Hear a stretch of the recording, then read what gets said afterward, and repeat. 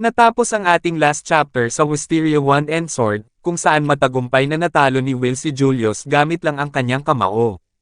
Sa sobrang lakas ng ginawang suntok ni Will, ay umikot si Julius ng maraming beses habang lumilipad ito papalayo sa ating bida. Nawala ng malay si Julius habang sinamantala naman ni Wignall Lindor na kunin ang korona na naging dahilan upang siya ang tanghali na panalo sa paligsahan.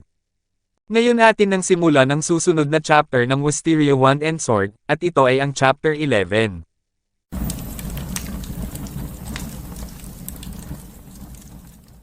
Nagsimula ang chapter sa tavern ni Miss Gina, kung saan nagkakasiyahan ang mga ito dahil sa pagkapanalo ni Will laban kay Julius. Niyaya ni Donan ang lahat ng nasa tavern na uminom, para sa matagumpay na pagkapanalo ni Will, at ng kanyang mga kasamahan.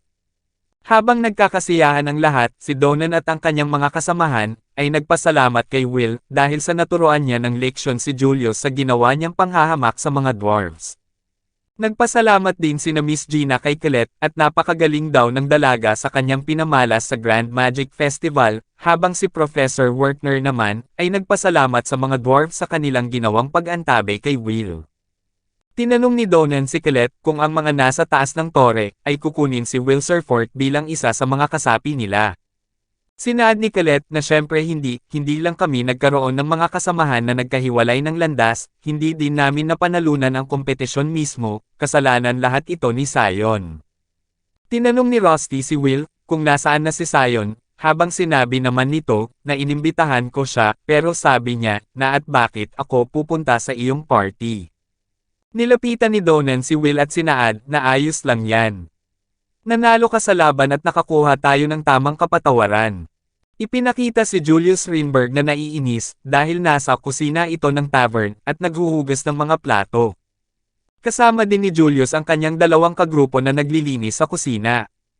Sinabihan naman ni Miss Gina si Julius na gaano mo pa katagal na lilinisin ang mga plato. Luto na ang mga beans, at kailangan mo na itong dalhin sa mga customer, mas malakas ang gawa kaysa salita para sa aming mga dwarf. At napasakto din kayo, na kulang ako sa mga empleyado. Mabilis na kumilos si Julius upang kunin ang mga pagkain at ibigay sa mga customer. Napapakamot naman sa ulo si Professor Wertner, dahil nakikita niyang nahihirapan si Julius, habang nagtanong si Colette sa guro na hindi ba masamang ideya ang magdaos ng selebrasyon matapos ang lahat. Sinabi ni Professor Wertner na hindi ko kayo pinigilan na gawin ito mula sa simula, kaya't hindi ko kayo pipigilan ngayon. Sa halip, si Will Surfort ay sumali sa Grand Magic Festival at nagkaroon ng malaking kaguluhan. Plano ba ninyong ayusin ito simula bukas?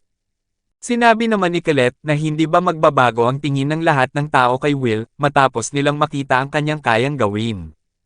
Naalala ni Professor Wertner ang sinabi niya kay Will noon, na huwag itong lalapit sa kanya nang umiiyak pagkatapos ng Grand Magic Festival at sinaad, na kung sana na ganoon lang kadali. Kinabukasan, bumalik na sa normal ang mga pangyayari sa Regarden Magic Academy.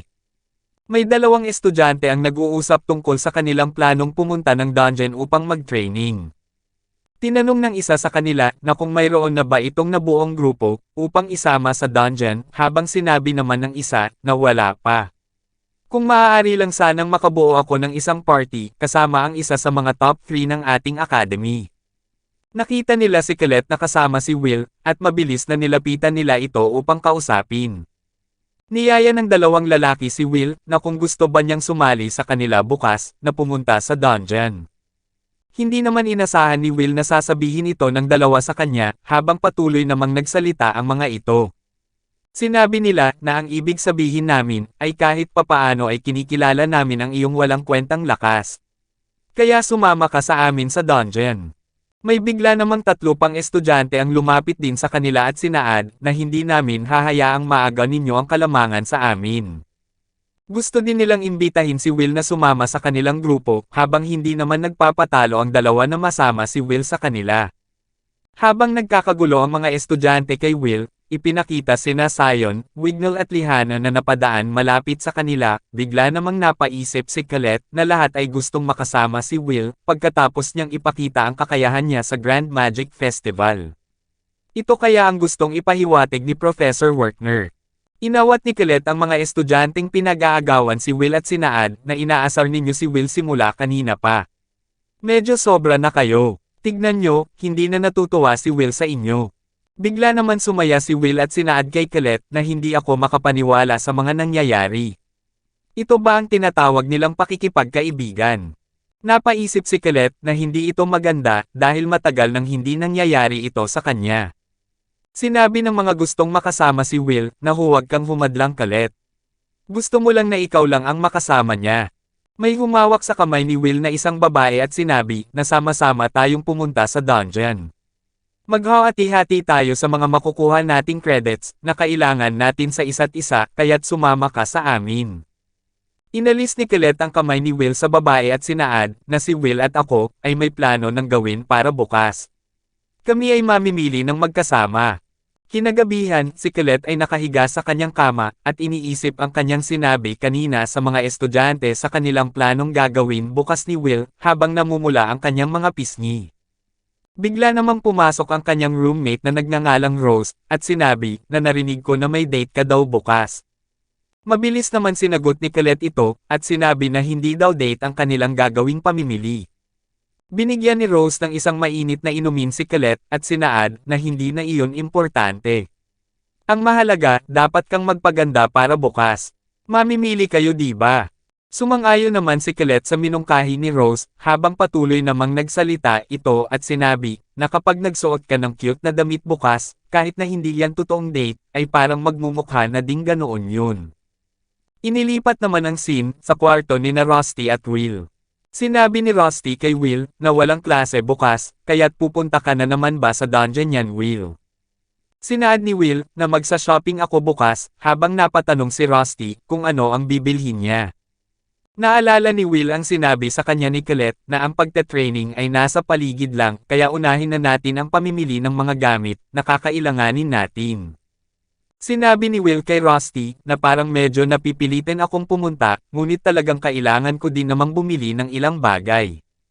Tinanong ni Rusty kung sila lamang dalawa at ang makakasama niya ba ay si Colette.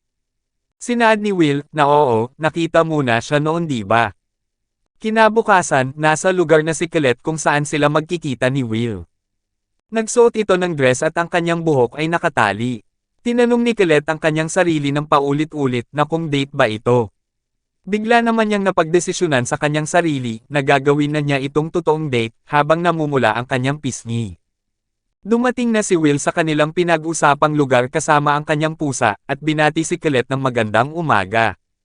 Sinabi ni Colette na maaga siyang nagising kaya maaga din siyang nakapunta dito, habang sinabi naman ni Will na sinadya niyang pumunta ng mas maaga sa kanilang oras na pinag-usapan, ngunit mas nauna pa din daw ito sa kanya. Pinagmasdan ni Will ang mukha ni Colette na ikinataranta naman ng dalaga, at tinanong kung bakit ito nakatitig sa kanya. Sinambit ni Will na ang kanyang suot at ang ayos ng kanyang buhok ay labis na bagay sa kanya. Sinabi din nito na mukha kang iba ngayon sa pangkaraniwan mong itsura at parang tumalon ang puso ko nang hindi inaasahan. Nakaramdam ng labis na kilig si Colette sa kanyang narinig kay Will at mahinhin na nagpasalamat ito. Bigla namang dumating sa kanilang harapan si Rusty at ito ay humihingal. Humingi ng tawad si Rusty sa dalawa sa kanyang pagka-late ng dating dahil may tinapos muna siyang gawain. Tinanong ni Colette kung sino siya, habang nagpakilala si Rusty sa kanya at sinaad, na ako ay roommate ni Will, at ito ang una nating pag-uusap tama. Habang kinakamayan ni Rusty si Colette, sinaad ni Will, na gusto niyang sumama sa atin. Sinabi naman ni Rusty, na ang pamimili ay mas masaya kapag mas marami kayong magkasama di ba?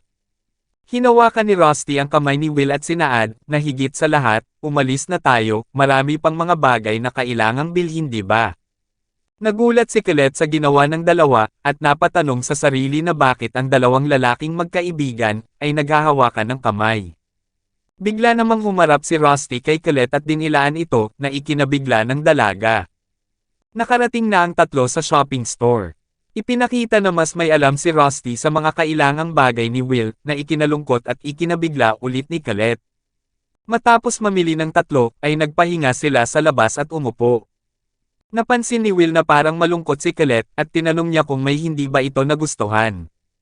Habang wala si Rusty, sinaad ni Colette na anong mayroon sa kanya, hindi siya umaalis sa tabi mumulat sa pool, nakakabahala ang lapit ninyo sa isa't isa. Totoo bang roommate mo lang siya?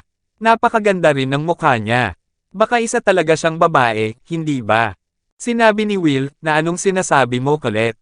Ako at si Rusty ay parehong lalaki, walang duda dyan, meron siya ng mga katangian ng mga lalaki, at mas malaki pa kaysa sa akin. Muling nagulat si Colette, at napatanong na mas malaki talaga kaysa sa iyo. Sinaad ni Will, na syempre, maaaring nagpapakita siya ng higit na pisikal na pagkamahigpit kaysa sa karaniwan, pero ganito na siya mula ng araw na magkakilala kami. Dumating na si Rusty, at inabot ang inumin na binili niya sa dalawa. Tinanong ni Will si Rusty, kung bakit hindi ito bumili ng para sa kanya, habang sinabi ni Rusty, na makikiinom na lang siya sa kanya. Bigla namang inalok ni Colette si Rusty, na maghati na lang sila sa kanyang inumin. Sinabihan ni Rusty si Will, na kailangan mong ipaayos ang iyong espada, diba? Ipagawa mo na ngayon ito, para matapos na. Sumang-ayon naman si Will, at iniwan ang dalawa na magkasama sa upuan. Naglakas loob si Colette na tanungin si Rusty, na parang may nararamdaman ka pa para kay Will bukod sa pagkakaibigan, pero baka imahinasyon ko lang iyon. Bigla namang hinarap ni Rusty si Colette at sinaad, na hindi mo lang ito imahinasyon, dahil gusto ko talaga si Will higit sa sinuman. Ang nararamdaman ko kay Will, ay labis na mas higit kaysa sayo, Colette. Nakaramdam ng inis si Colette at sinabi, na ipapabatid ko sa iyo, na si Will at ako ay laging nagyayakapan sa isa't isa sa loob ng 4 na taon.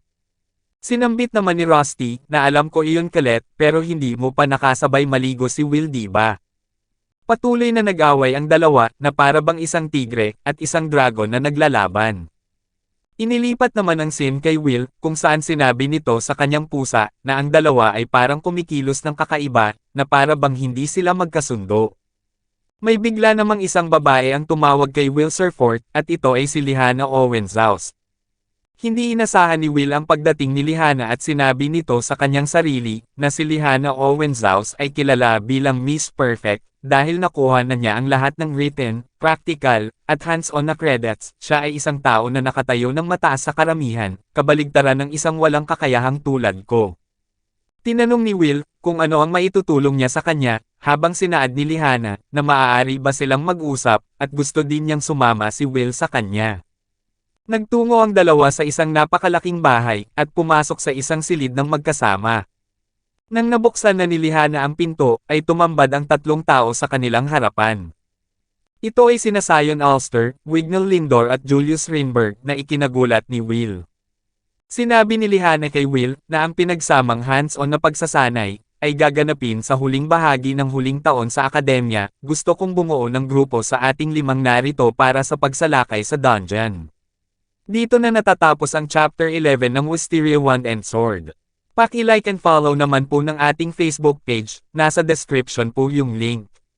Muli huwag kalimutang mag-like, comment, share at subscribe sa ating channel. Salamat!